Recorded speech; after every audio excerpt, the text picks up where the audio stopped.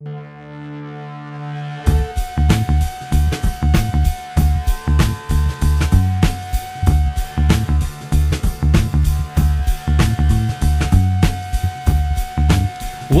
to the Nightly News Podcast. This is Professor Paul Miller. I am sitting here today with Kathy Shepard, Financial Aid Director here at Central Penn College. Kathy, this is your first time on the show, so let us welcome you to the Nasir Harris Podcast Studio. Thank you. You're very welcome. We've got a lot to talk about, big financial aid things that we're going to chat about here today. We're also being joined by Michael Ademola, Nightly News Media Club member. Michael, welcome back to the show. Thank you. How are you doing today? I am fantastic. I always love when we can talk financial aid. One thing, and I'm not being sarcastic in the least bit, one thing that I have actually sort of taken it upon myself to do, not necessarily a part of the curriculum, but something that I've put into the CPC Foundations class, is a day where we talk about financial aid and the realities of financial aid. I use it sort of as a motivator for students to understand the importance of going to class and being engaged and making sure that they're doing well in class. Because I always say, Kathy, financial aid is nothing more than an investment in yourself. How do you, when you think about the financial aid process, how do you think? Would you agree with that statement? Oh, absolutely. And there's a limited amount of financial aid, so every credit, every course, every choice you make counts. So, and that's sort of a secondary thing, and I always tell students to be very careful when it comes to dropping classes. Now, can you tell the audience, certainly, we have a lot of student listeners, can you tell the audience what happens specifically when you drop a class after that first week? So what happens is when you drop a class, it's financial aid that you've used and you haven't earned any credits. And you can't get that financial aid back. So you have a limited amount of financial aid. So again, towards the end of your education, you may have to pay for credits because you have dropped classes. You also run the risk of losing different forms of financial aid because each grant or scholarship or loan has a criteria. You have to pass so many each term. Now, have you ever heard of a scenario where maybe a student maybe dropped a couple classes or failed a class, and then they're maybe into their last term, and all of a sudden, whoops, you're out of financial aid? Unfortunately, it happens all the time. I'm so sorry to hear that, and I bet you do not like to be the person that has to relay that message to people. But I do think that a lot of students believe that financial aid is endless, and I'm just going to drop this class, and oh well, I don't really care how that impacts me when I'm a senior. Unfortunately, that's when it is going to impact them, is when they're a senior. Mike, you've never dropped any classes, have you? No. I got dropped out of a class recently due to a Blackboard mishap with online attendance, but that was fixed. So never purposely. Now, do you ever get to talk to any of the people around campus that talk about maybe dropping classes? All the time. Yeah. Do you ever say anything to them like, you got to be very careful about doing this? Not that certainly you want to direct them to either financial aid or their advisor. Right. But you're a highly respected person around campus at this point. Fair enough. I'm sure that what you say to them might have some type of impact. What do you say to people who want to drop their classes? Well, ultimately, Professor Miller, at the end of the day, it's a conflict of interest for them. It's a matter of how serious are they about their education to begin with. Some of these people, and there's no disrespect to them, they try their best, and college can be exhausting, but at times there's a nonchalant attitude or aura that comes with them. They're just like, oh, I'll make it up next term. There's a situation where there was a class, that was a 300 level class that I was in. About 16 people were there the first day. By the end of the week, we were down to 7. Wow, that's incredible. And everyone had dropped that quickly?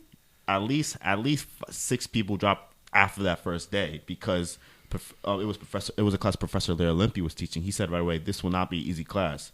Here's the issue, though. Some of those people later complained about their financial aid, losing money, and other people also just straight up said, well, I was scared it would drop my GPA. And the few people that are in there, being in a communications major, it's typical that everyone in the class helps everyone pass. Mostly because these projects are group-based, because in the real world, you're going to have to work in groups communicating in your field. Absolutely. So we always said to them, why would you drop this class if we're all here? We will make sure you do well. And some of them are scared. Some of them are on the edge. And some of them, frankly, don't care, Professor. They just don't care. Well, and it's certainly not here. I've certainly taught at other institutions as well, and it's unfortunately sort of just a problem in higher education. However, back to the financial aid aspect of it. I mean, I don't think people really understand the effect that either the failure of a class or dropping a class can have on them. And unfortunately, Kathy, you're the one that ends up having to tell them. I mean, it's really kind of sad in a way, but that's why we're here today. We're here to give some advice on how we can get straight with our financial aid. So I understand that the FAFSA is open. That is correct. And I understand that you have many different opportunities for our students here to get some assistance filling out this document. Yes, it's now time to complete your 2018-19 FAFSA form. Please complete it before you go home for the holidays.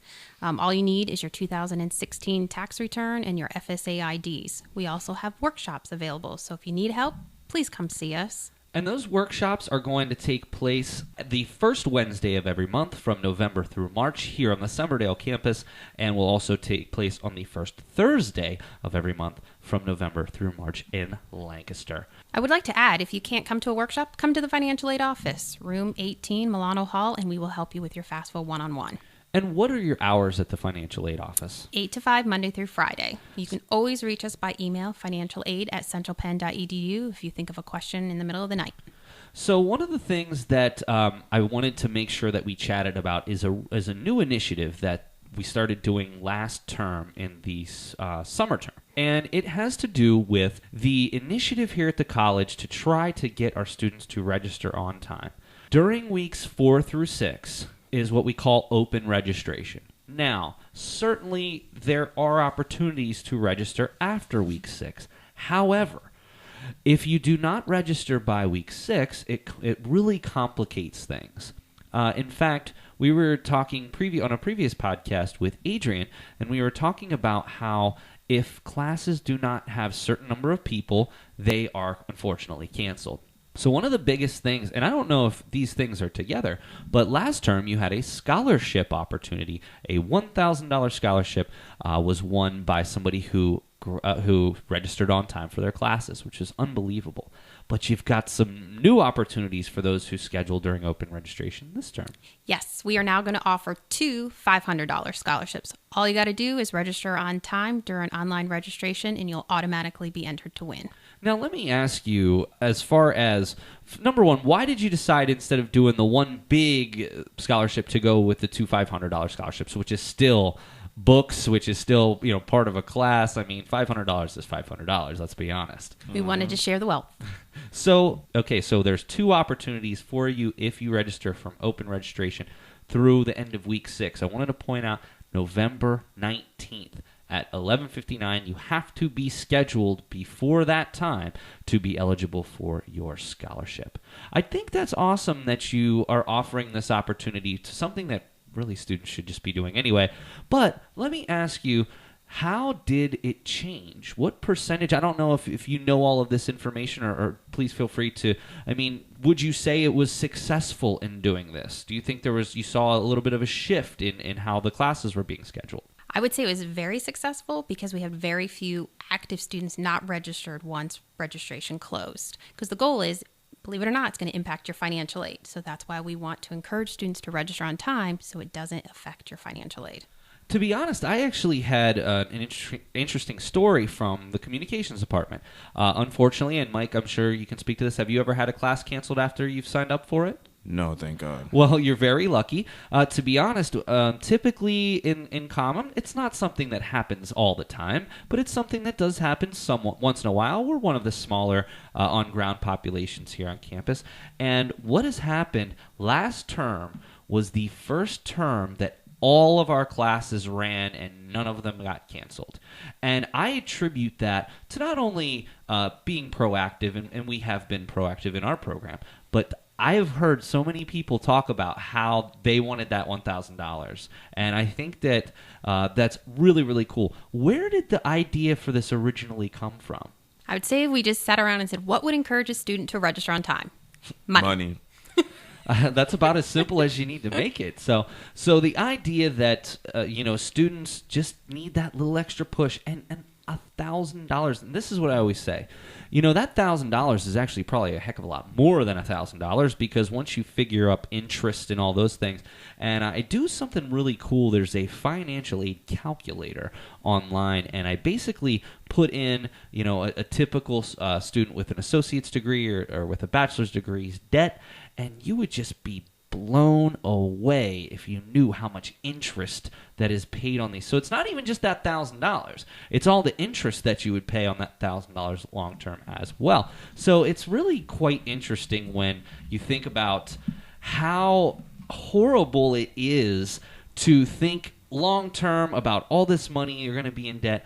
There are so many opportunities for you here. So number one, we have the November 19th scholarship from the financial aid department if you register on time. I have a question about that, actually. Is there a certain number of classes that you have to register for in order to be available for the scholarship? Great question. We encourage you to be registered for your full coursework. So if you always take 9, you need to be registered for 9. But really, bottom line is you just need to register on time. Okay. And you're automatically entered. Okay. So there's a second thing that I want to talk about, and I'm a huge advocate of the Education Foundation. And one of the things that I wanted to talk about was our foundation scholarships. I'm curious how much you're involved with the Education Foundation and the scholarship programs. Tell me a little bit more about your background with the Education Foundation. Well, I've been here a long time, so I've seen it from creation to where it is now. And basically, our role is to send them students who need help. So if they do not apply for the normal foundation scholarship time, we have funds that can help them outside of that, as well as textbooks. So I'm kind of like the person in between.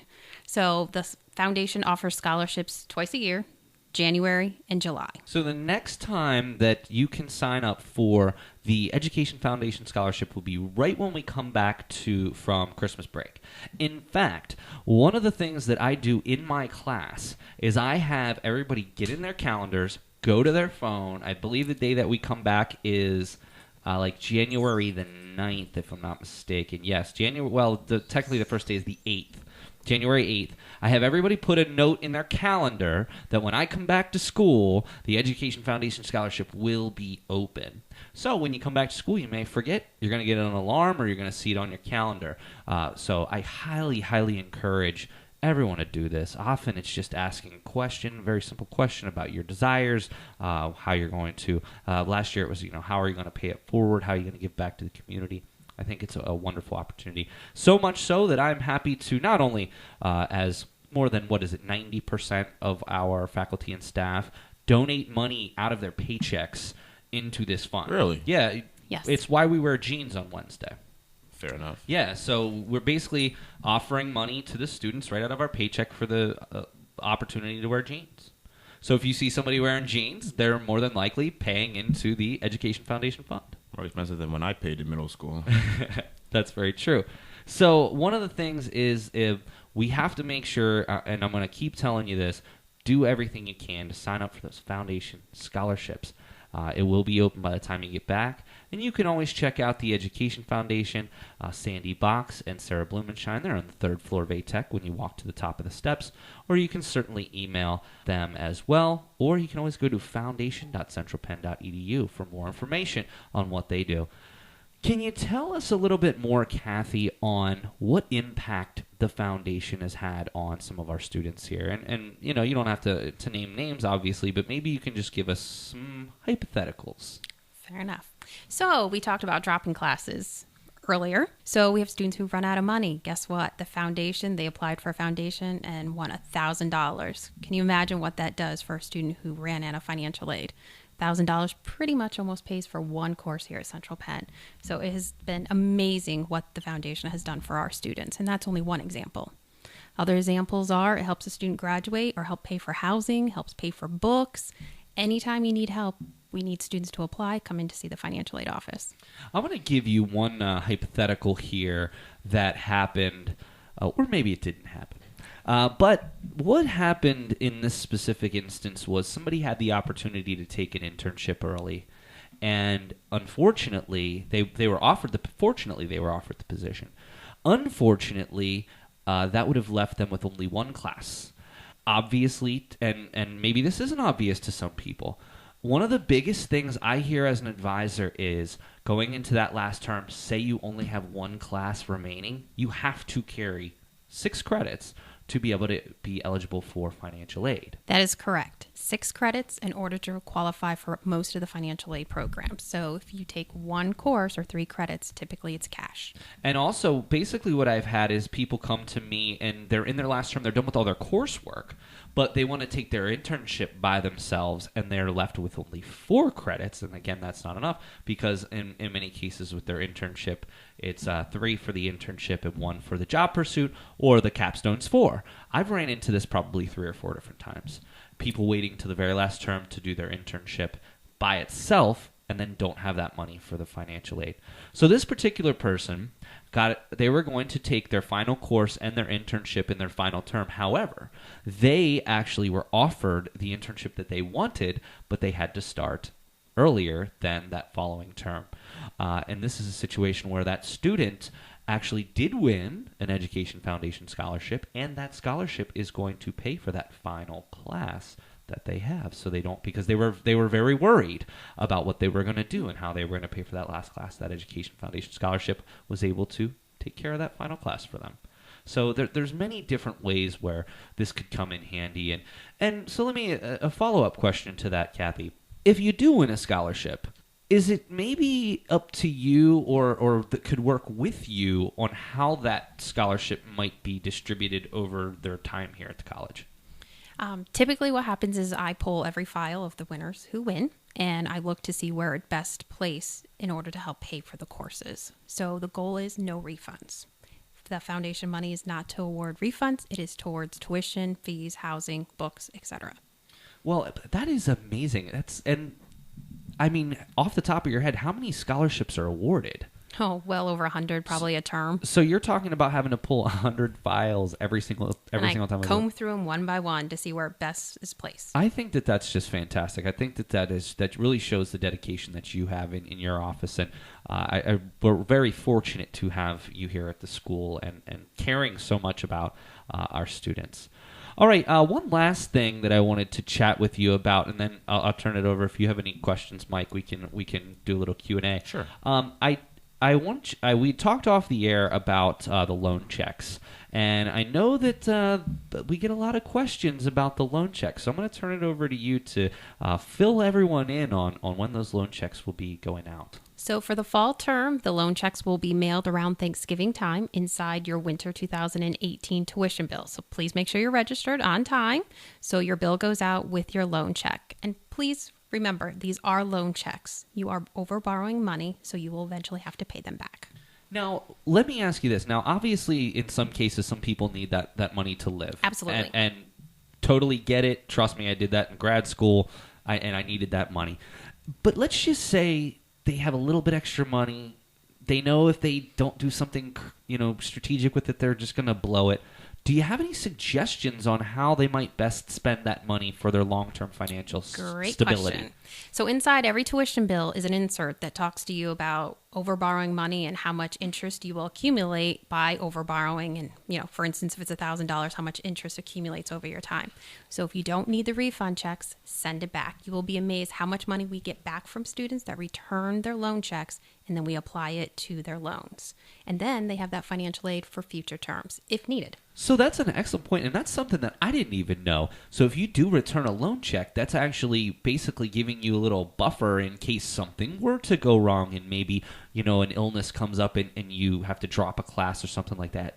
Absolutely. Some students say, I only want my financial aid to cover my cost. So we figure it out term by term, only covering whatever they need. And then they're not overborrowing, or if a check does go out, they return it and we return it to the lender. That is fantastic. Now I've got a little bit more ammo for my classes. Yes. And of course, I will certainly invite you to a class here in the future so you can share some of this information. Let me ask you real quick, do you ever hear anybody talking and having any questions about financial aid that you might have heard that you might be able to share with Kathy? Some of the maybe more frequently asked questions. Definitely. Some of them are usually confused about the process for the most part. And that's understandable. All I have to say is please come to the financial aid office and also read your emails. We communicate a lot to your Central Penn emails. The biggest thing is completing the FAFSA and getting the forms. But if you don't know, stop in to see us. We will help you. All right, so just want to recap a few things that we talked about today. Obviously, you are located in Milano 18. Correct. You are there from 8 to 5 every day. You've got a team full of people who are interested in helping our students make correct financial decisions, make sure that their FAFSAs are filled out. If you need help, you're offering FAFSA workshops on the first Wednesday of the month in November through March on the Somerdale campus. You'll also offer them the first Thursday of every month at the Lancaster campus from November through March. Also, you do ask that the FAFSAs be completed by January 1st. So if you guys have not done this yet, you have until about January 1st. If you have any questions about this, again, please feel free to attend a workshop, or please feel free to email financialaid@centralpenn.edu or stop by the office. Just remember, they are offering 2 $500 scholarships to those who register during open registration. That means from when your opportunity opens during week 4, you have until November 19th to apply for scholarships. And of course, the Education Foundation Scholarship Contest will open up at the beginning of the winter term. So put something in your phone now, put a reminder in your phone now to make sure that you look into that when we come back for Christmas break. Did I cover it? I think so. All right. I always like to do a little recap there at the end.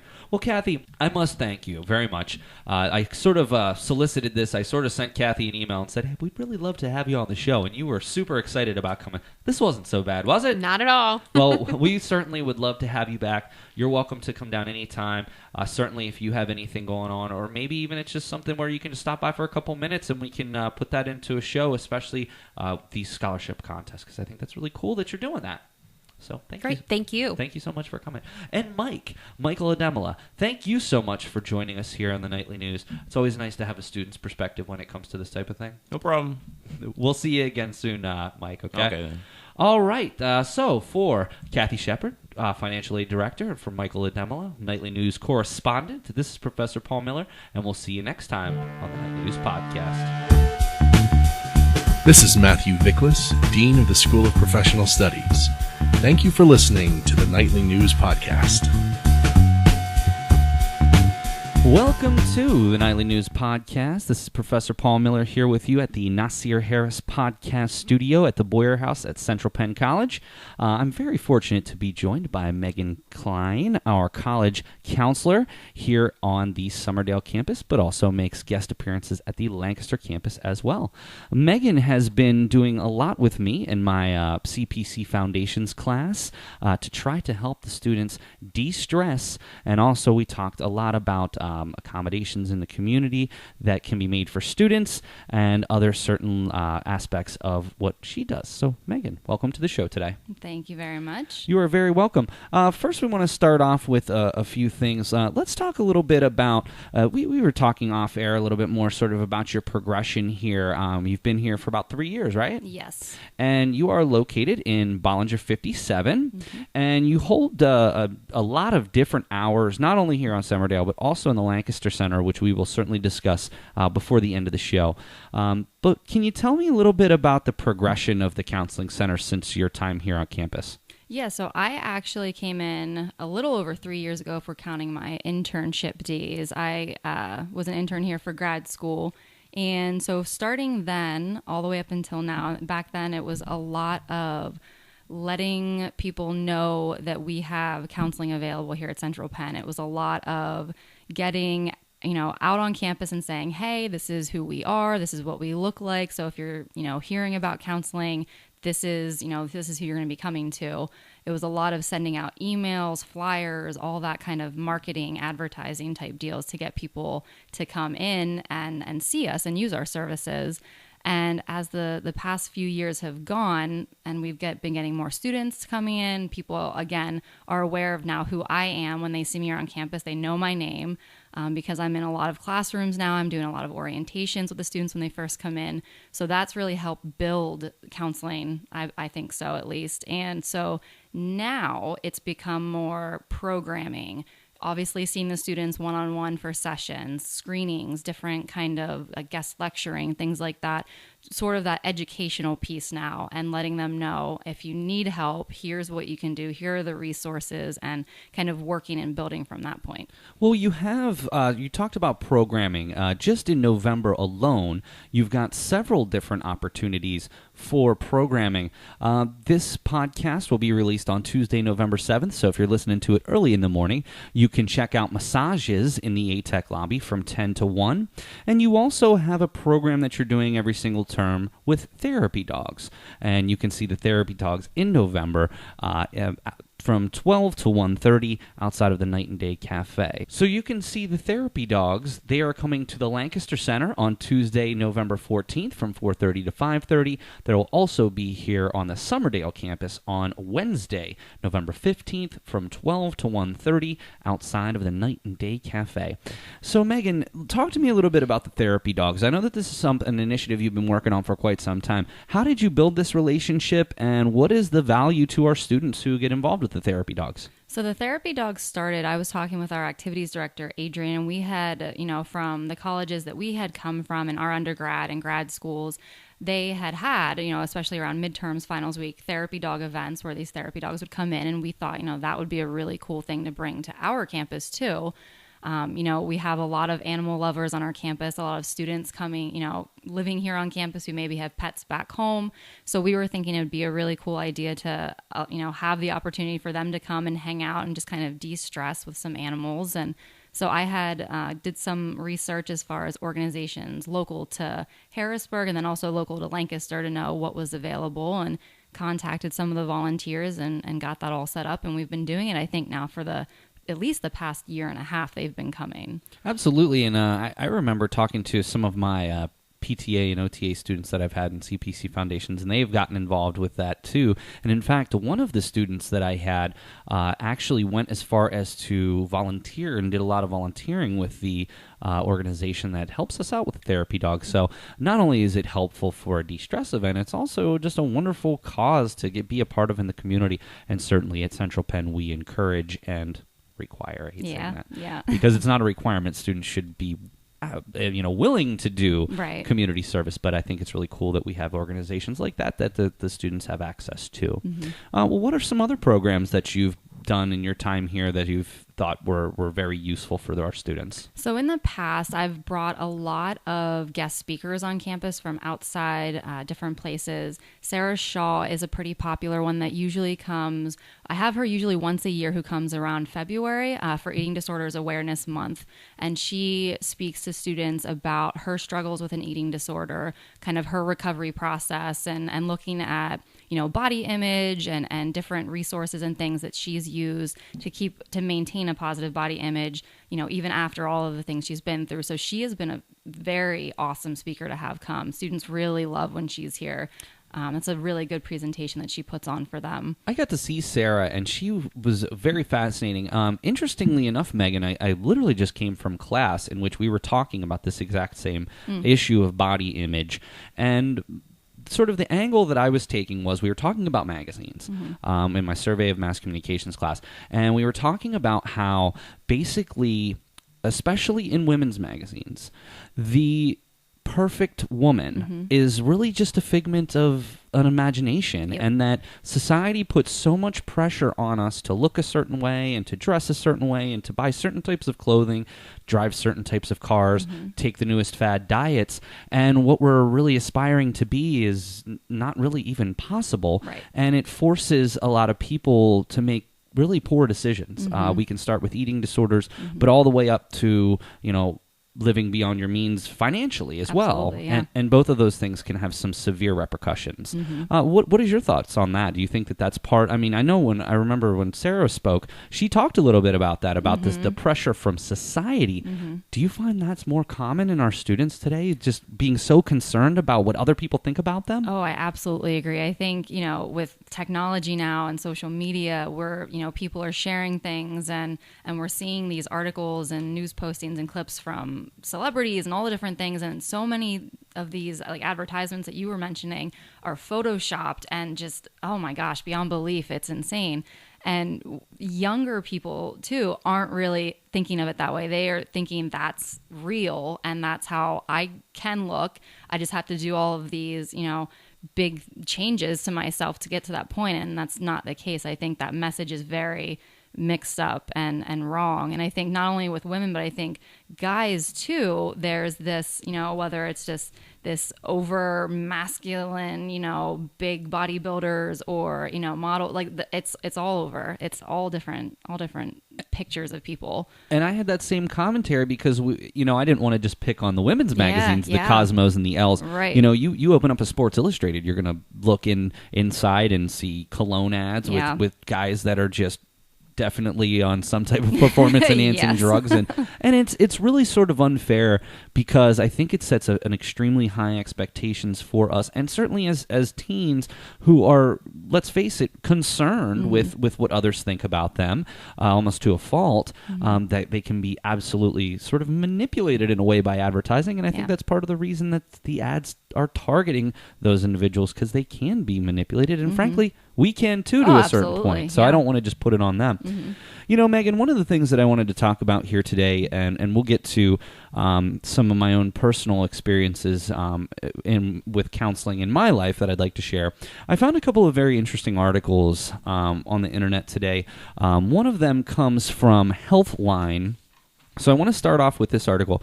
Mental health problems for college students are increasing.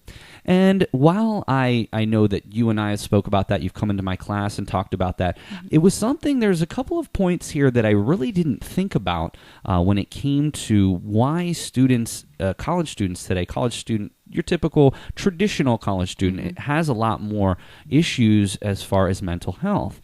And something that was very interesting. So here's a quote from the article from Healthline. The pressure to succeed during school is oftentimes overwhelming. I know for a fact students spend a majority of their time worrying about how to add things to their resume instead of worrying about how to better themselves as individuals. And one of the things that we talked about is what are some of the reasons that college students' mental health is changing and really becoming more of an issue for them to be successful in school because of some of these things? What are your thoughts? Yeah, I think there's a lot of new kinds of pressures that have come about, again, through new technology, the social media, the internet. So I think they're not only now answering to maybe parents and family and friends, but now they're maybe answering and seeing the expectations of the broader generation or society and comparing themselves to maybe other people that are the same age, but at completely different points in their lives.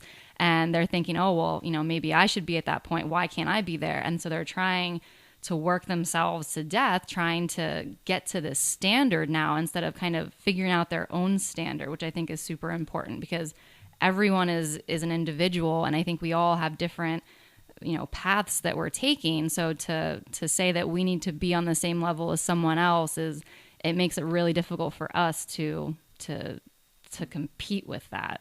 One of the things that I've had the fortune of is I've been on the social media bandwagon ever since the beginning, and one of the things that I talk about in class all the time is this concept of the fear of missing out.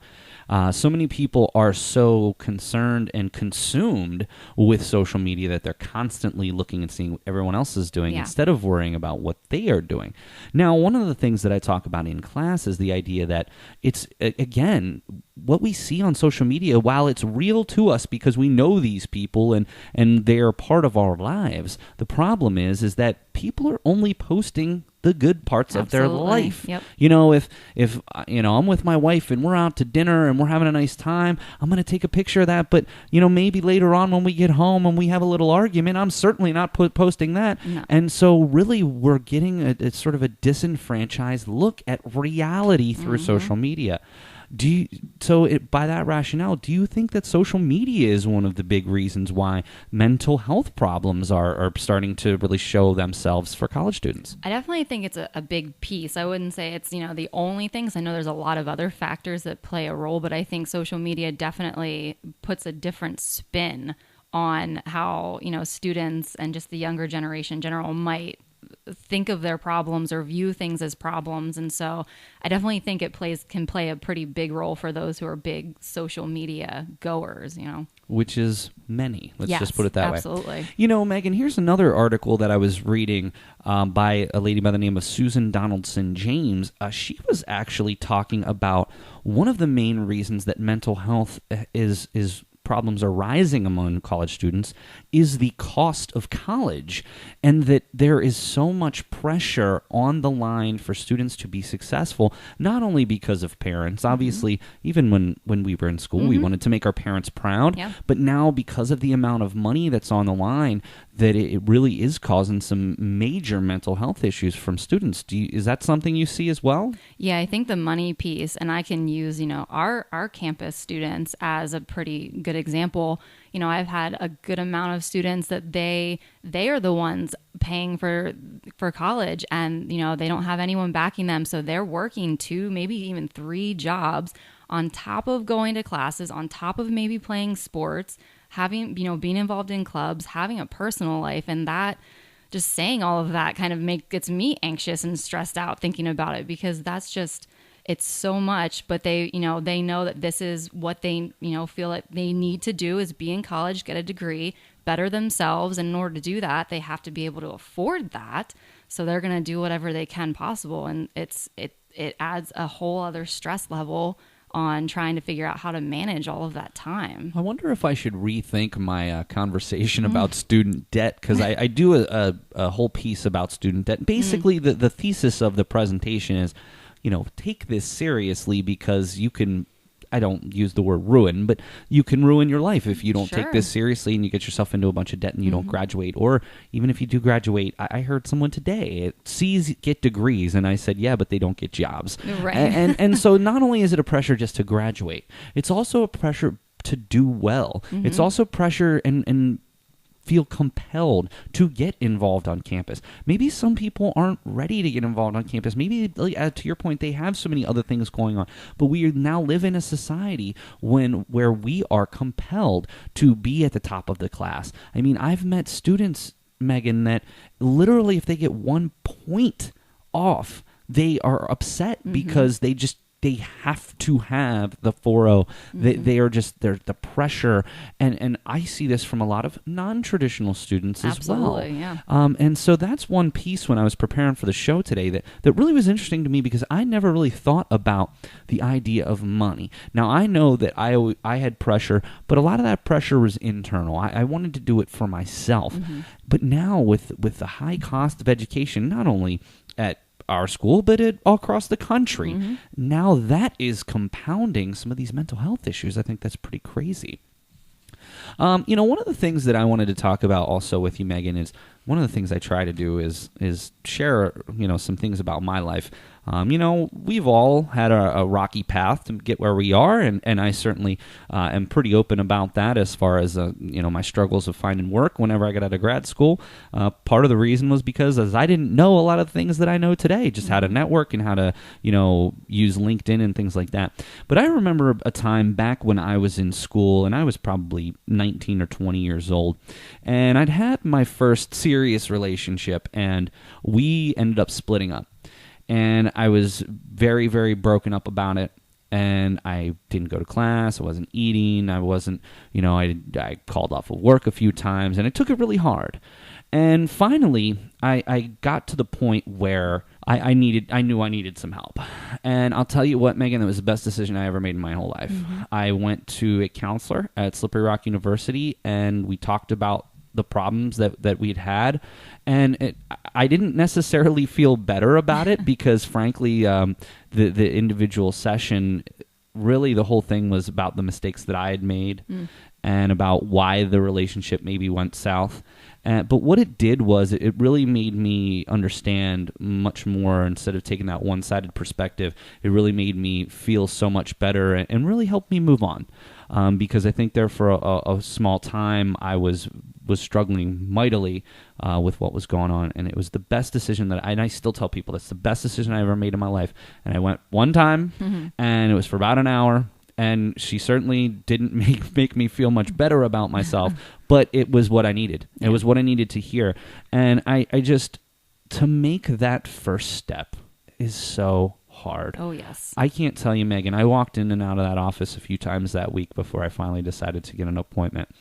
What can you tell someone out there who might be listening right now and maybe struggling, this term with things like that, whether it's personal problems, whether it's work problems, whether it's the pressure, maybe tough classes. What can you tell someone listening out there as far as someone who's never gotten any type of counseling to maybe give them that little gentle push to come on in? Yeah. Well, I think that there's a lot of stigma behind counseling and therapy, and I think people kind of already make these assumptions of what it's going to be like, so they are automatically write it off from the start. A lot of familiar things that I hear is, well, I'm weak if I come in and talk to you. That means I can't handle my problems on my own, and that means that's just not acceptable. And kind of to challenge that, it's the exact opposite to come in and speak with me or any counselor. It takes a lot of strength and courage and heart to admit, like, I have a problem, I don't have all the answers, and I do need help. And it does take a lot of courage to ask someone, a complete stranger too, if you haven't met me, for help. But I think that just to take that first step to come in and be willing to share even a small bit. I tell, new people all the time, you don't have to share your deepest, darkest secrets with me if you're not comfortable. Maybe in time we can get to that, but that's not what it's about. You are the person that leads me. And you tell me what it is that you want to discuss, what problems you're having. And I'm not going to sit here and make assumptions and think that I know what you need to do.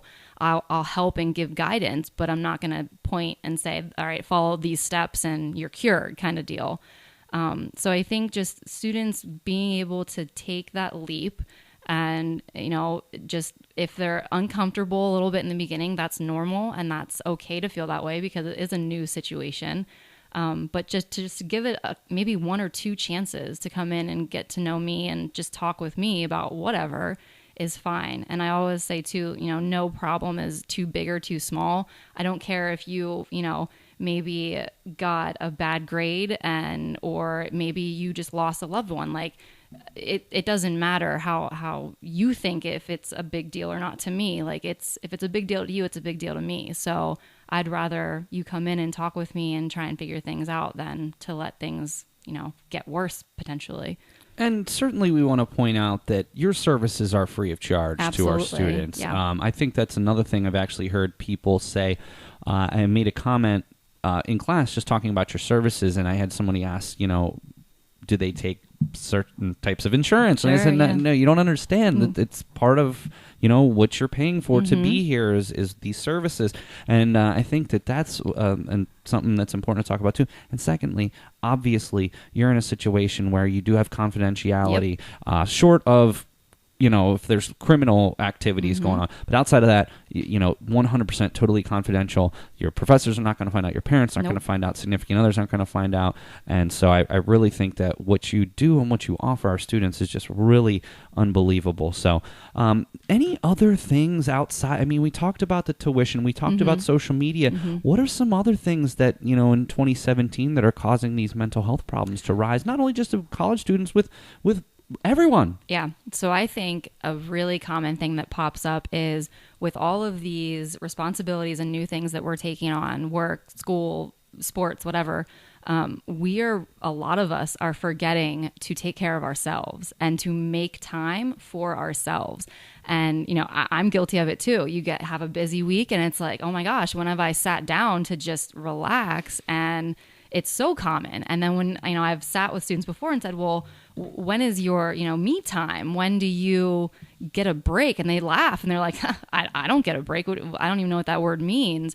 But, we can joke all we want, but we really have to make that time for ourselves. And one of my, common phrases is that if you're not at 100%, how are you going to do well at work? How are you going to do well in school? You're not going to be putting your best, effort into something if you're not even at 100%. And I think we fail to realize that sometimes because we're just on the go and we're pushing ourselves until we're, running on empty. And then we're like looking at ourselves like, okay, why am I having a breakdown right now? Why am I a mess? And it's okay, well, I haven't taken any time for myself. And it kind of starts to kick in then when you realize it. Last question I have for you here, and then we'll get to plugging all the events and wonderful things that you're doing in the counseling center. I'm looking at this article, and here's a very interesting statement here. And I've heard this too in class. People thinking to themselves, why can't I just snap out of it? Why is there, you talked about stigmas earlier, why is there this stigma that says, you know what, I'll just let it go and sooner or later things will get better? And it very rarely works out that way. Can you talk a little bit about why our society puts all this pressure onto us to just say, wait, let's just snap out of it, come on. Suck it up and yeah, you'll get over it. And I think, maybe back in the day that I don't think people sucked it up and got over it. I think they just kind of buried it down and it came out at some other time. But I think part of it is just that mentality of, you're strong enough that you can get through whatever, but we don't stop and think, that we do have to help each other, and we do need to take into account the fact that, we can't do everything ourselves. It's not possible. And I think that's kind of the easy answer too, is because if we're not acknowledging our problems, if we're not looking at them and saying, okay, what can I do differently? Then, that's too hard to do. That's too messy to try and get into. And I think too, that means if we're acknowledging that there is something wrong, that we're acknowledging that something might be wrong with us, quote. And mental health is not just something you get over, especially if it is a true mental health, anxiety, depression, bipolar, whatever, there is a chemical brain piece to that. And it's not like you can just tell your brain, okay, you're fine. That's a whole other piece to it. If it's situational, maybe in time can get you past it. But if it is, true mental health concern there, then it's a lot harder than that. Well, Megan, we certainly appreciate you coming down today, and I'm so glad that we're able to have this conversation, and I'd love for you to come back on in the future, talk more about your events, because this is exactly the type of thing that we are trying to promote here at the Nightly News.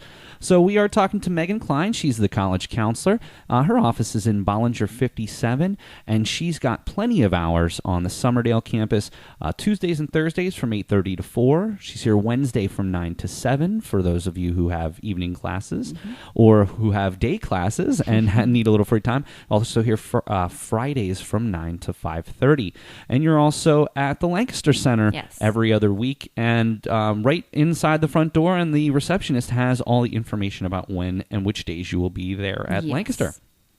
Obviously, if you are listening to this podcast on the release date of November 7th, you can catch massages in the ATEC lobby of the Summerdale campus from 10 a.m. to 1 p.m., and, of course, our therapy dogs will be in Lancaster on November the 14th from 4:30 to 5:30, and also at our Summerdale campus on the 15th of November from 12 to 1:30 outside of the Night and Day Cafe.